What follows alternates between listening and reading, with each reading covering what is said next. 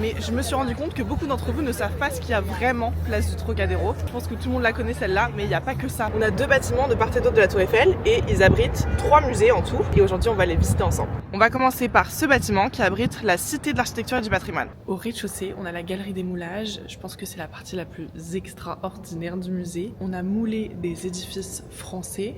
À l'origine, c'est la volonté de violer le duc et c'est ce qui a donné un premier musée. Maintenant, la collection est arrivée ici. C'est une richesse folle en termes d'histoire et d'histoire de l'art parce qu'il y a des bâtiments qui ont disparu, notamment pendant la guerre.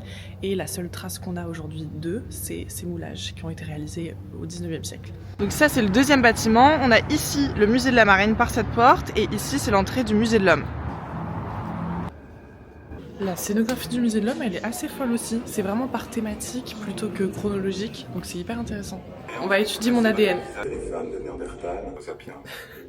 À l'âge adulte. Je viens de trouver la plus belle vue de Paris. Et je fonce au dernier musée, c'est parti. Le musée de la Marine, c'est vraiment mon préféré des 3. Je le trouve trop beau. La scénographie a été totalement rénovée. Les travaux sont terminés vraiment l'année dernière, donc il est tout nouveau. Là, je viens de passer dans une vague géante, rien que ça. Au -1, vous avez une quantité de maquettes et j'adore. J'ai visité les 3 musées du Trocadéro. Dites-moi en commentaire lequel vous avez le plus envie de découvrir.